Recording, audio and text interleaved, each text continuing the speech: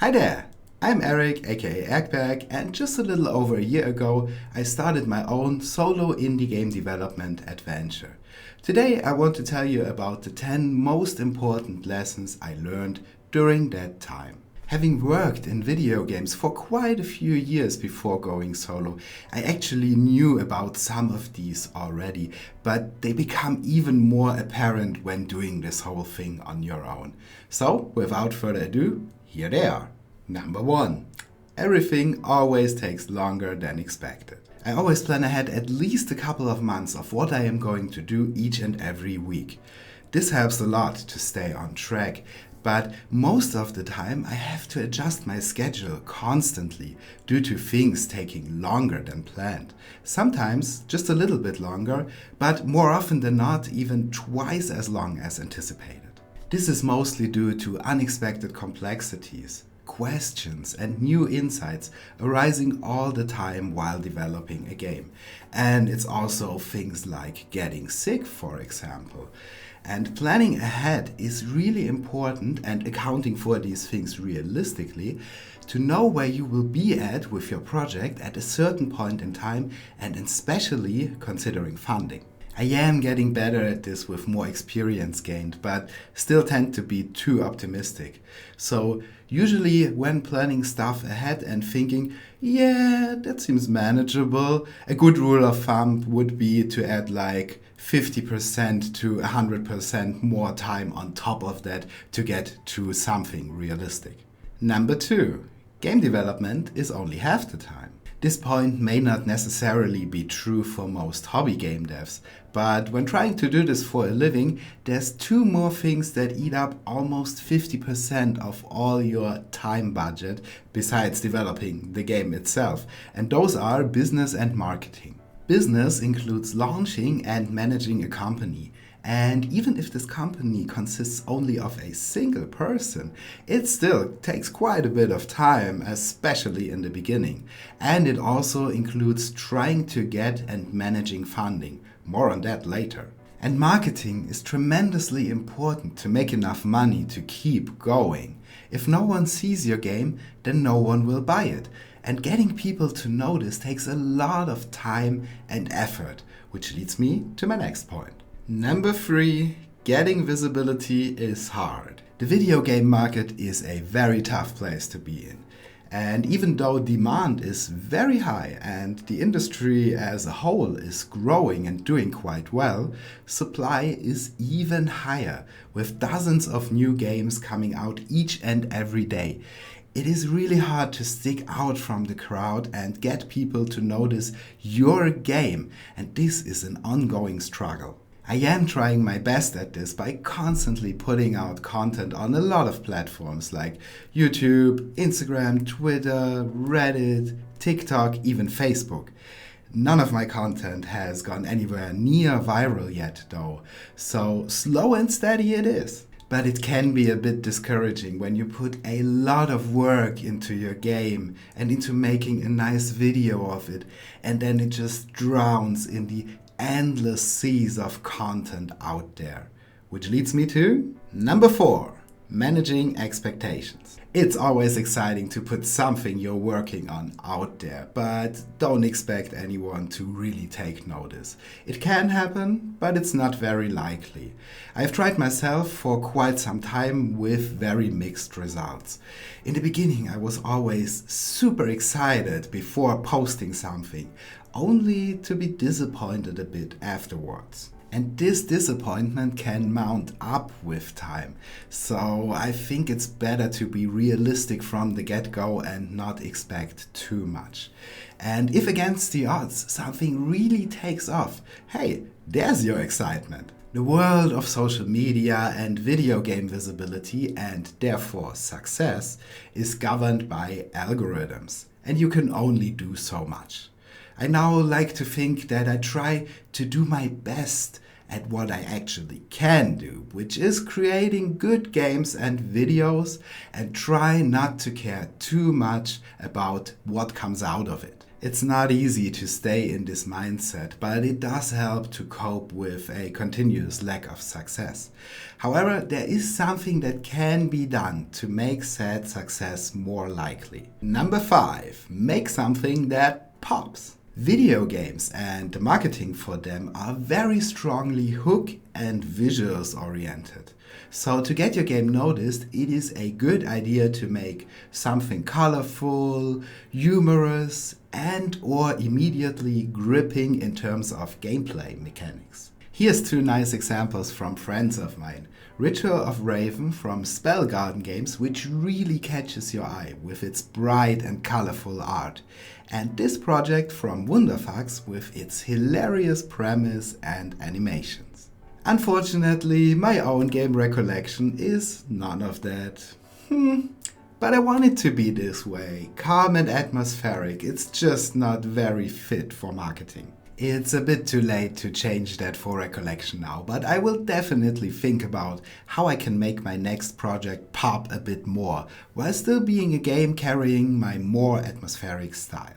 Number 6, pulling through is hard. Oh, was I already talking about the next thing? Whoops, my bad. But for me, it's just really hard to stay focused and engaged with one game and see it through to the finish line. There's this thing called shiny object syndrome that I think I already talked about in a previous devlog, where something new always seems much better and more fun than the thing you are working on at the moment. And I have to constantly fight against this to stay on track. A certain fatigue is completely normal after a while, and I'm really happy that I decided to also make videos and tutorials. That way, when I hit a wall with the game, I can step away from it, make a little tutorial on my channel, and then come back to the game refreshed and with new ideas. But there is something else that makes it harder to pull through, and it has to do with the low visibility of the game that I mentioned previously. At the moment, my game Recollection sits at a wishlist count of 400 on Steam. This number is really, really low. To recoup the development costs and be able to continue developing the next game after this one is finished, I would need at least 50 times as much. So it's very unlikely that it's gonna be anywhere near financially successful, which is quite disheartening, as it means that I probably won't be able to continue my indie dev adventure in the same vein for much longer. But on the plus side, it nicely leads me to my next point. Number 7, getting funding is also hard. I am lucky to be living in Germany, as social coverage here is excellent. It means even if I fail, I can land softly, and as someone with a programmer's background, I can probably also get a regular job without too many problems. But I do want to continue being an indie dev, and that requires funding. So far, I have had mixed luck with that. I tried getting a healthy budget for my project by applying for state funding for games, which is quite good here in Germany. But unfortunately, I got rejected 2 times while spending a whole lot of time on the applications. Fortunately though, there is a more general funding opportunity for anyone going self-employed here in Germany, and I got that one. It also took a lot of time, and it was quite lucky that I got it, but it covered my living expenses for the first half year. Since then, I have been self-funded, meaning I am currently burning through my own savings, which is usually not the suggested way to do this. I keep my living expenses at a minimum, and I got enough that I can definitely finish up Recollection and release it early next year. But after that, I'll have to see where I can go from there. Getting funding from somewhere like state funding or a publisher or an investor is really nice, but it also comes at a cost. It takes a lot of time to apply or negotiate. it is most often uncertain if this whole thing will actually come to life and succeed, and when it does, it is mostly bound to contractual obligations. So at the moment, and this is still uncertain, but I'm thinking about trying to stay self-funded and replenish my savings through stuff like contract work before starting the next game. Number 8. Doing all this alone is, you guessed it, pretty hard. So you see, being a solo indie dev really is quite a lot, and I haven't even talked about developing the game itself much in this video, which includes all kinds of things like design, art, code, audio, and so on. It's impossible to be great at everything as just a single person, but it is quite possible to constantly improve and learn new things in all of those aspects. And this is actually one of the greatest joys that comes from it. And for the parts where my skill level just isn't there yet, or there's just not enough time, it's okay and actually important to cut corners where possible, be it by using pre-existing assets, or cutting content, creating something in a stylized way, or even paying someone else to do it for you if the funding allows it. But there's even more to it. Having worked in a team before, I can't stress enough how important it is to talk to others. That not only includes discussions about the game itself, like gameplay mechanic discussions, or decisions about art style direction, or balancing choices, and so on and so forth, but also the mental load that comes with it. It eases when shared. For a solo dev, I consider myself really lucky in this regard, as I have an awesome network of former colleagues, my girlfriend, friends, family, and a lot more people to talk to.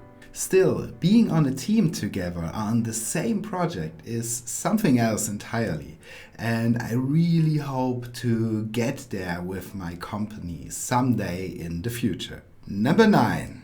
Distance to and from the game and work itself. This point is even more specifically than previously in this video about mental health.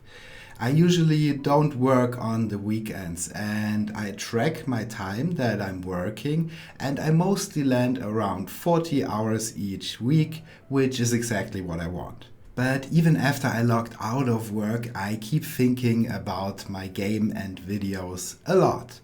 And even though this often brings me valuable new thoughts and ideas, it is not a very healthy way to go about it, as it diminishes the recovery that I can get from time off work. This has gotten better over time, but I really want to encourage myself and others to get some distance between ourselves and our work, both mentally and physically. It is very beneficial to have a workplace that is not at the same time the place for some of our hobbies, like playing games or watching videos. This can be a separate room or corner in your flat, or a co-working space, which has the added benefit of meeting lots of awesome people and being able to communicate with them. And maybe it's a gaming collective and you can talk about game design decisions with them. All of that is possible in bigger cities mostly. And a co-working space has the added benefit that there is a certain distance to travel to get there, and this distance creates a clearer cut between work and life. Unfortunately, I can't afford this right now, but there exists a little trick. For a while, I tried simulating this distance by going for a short walk right before and after work, and that was great and really helped. But it was hard to keep up sometimes, and after a while I forgot this little trick altogether. But I'll try to make it a habit once more, starting right now.